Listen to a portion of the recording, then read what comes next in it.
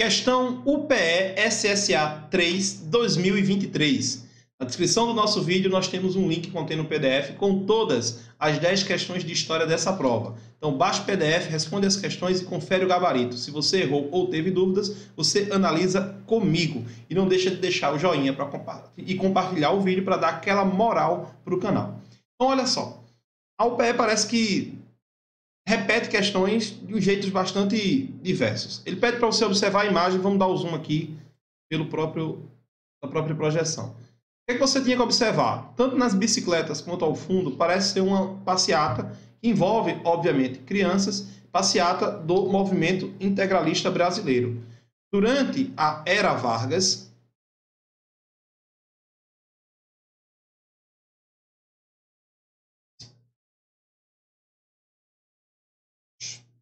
anda doido aqui, deixa eu tirar umas coisas aqui de cima.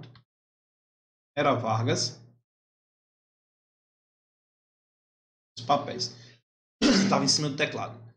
Que vai de 1930 a 1945. Nós temos a primeira fase, que é o governo provisório, que vai de 1930 a 1934. E aqui a gente tem a Revolução Constitucionalista Paulista de 32, o grande motivo, inclusive, da construção da Constituição que virá depois, que é o governo constitucional. E é nesse contexto que aparece a ação integralista, o movimento integralista. Nessa data, que vai de 1934 a 1937, o que ocorre? Surgem dois grandes movimentos. A ação integralista.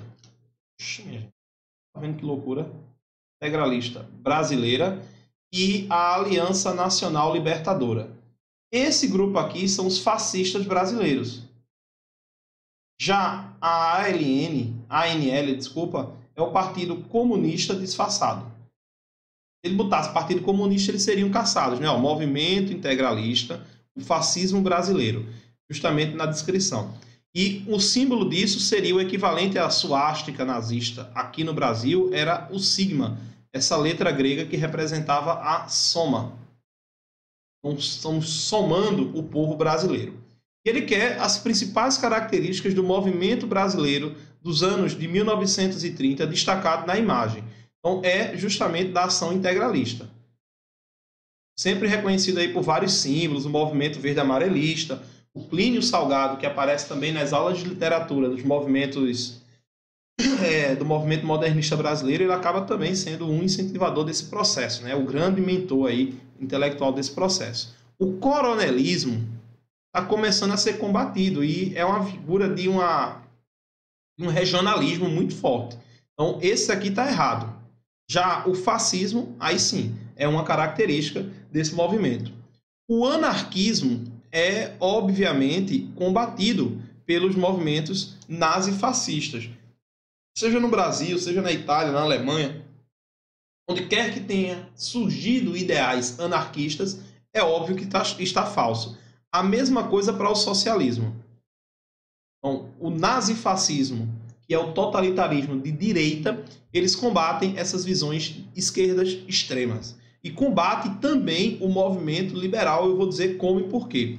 O tenentismo é um movimento militarista, mas que quer trazer uma certa rigidez ao Brasil. Então, não é uma característica do integralismo o tenentismo, embora alguns tenentes se viram aí abarcados. Já o militarismo vai depender muito da visão. No caso da imagem, essa coisa do pessoal fardadozinho, a ver. Então, esse daqui vai depender muito do contexto.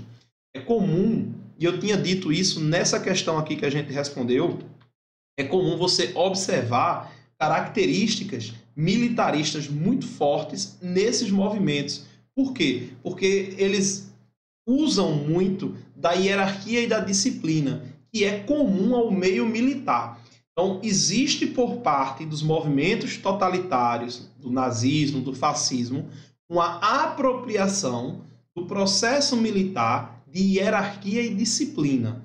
Então, eu não estou dizendo que os militares são nazifascistas. Muito pelo contrário. Eu estou afirmando que os movimentos nazifascistas se apropriam dessa característica. Você pode pegar países democráticos aí no mundo todo, para ficar na Europa ou Estados Unidos, os militares, eles são militares de Estado. Eles defendem o Estado, eles não defendem partidos políticos. Fica aí a observação.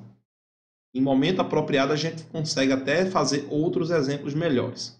Veja só, o nacionalismo, ok. E o liberalismo, Diego? Assim como eu expliquei nesta questão aqui, depois vocês podem dar uma olhadinha, que é comum, a burguesia nacional e os trabalhadores nacionais, eles existem e o que é incentivado é um fortalecimento e uma aproximação entre esse grupo.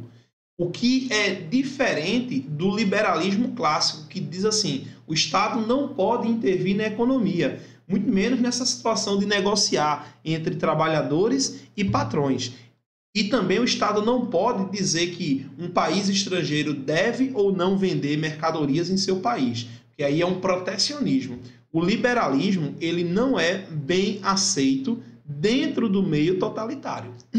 Seja um totalitarismo de direita, que é o caso aqui, ou inclusive num totalitarismo de esquerda. Então, nossa resposta é antiliberalismo, porque o liberalismo joga os patrões, que são os donos dos meios de produção, vou botar MP, contra os empregadores da força de trabalho. Quem emprega a força de trabalho é o trabalhador.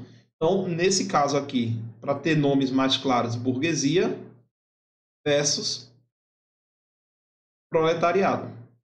Então, por isso que é antiliberal. E é anticomunista porque de tudo que eu já falei aqui em cima para vocês. O nosso gabarito é a letra E. Espero que tenha sido a contento. Atenção quanto a esse tipo de questão. Deixa comentário aí sobre qualquer dúvidas, que aí na medida do possível a gente vai respondendo. Desejo a todos bons estudos. Dá um joinha para dar aquela moral. Bons estudos. Até a próxima.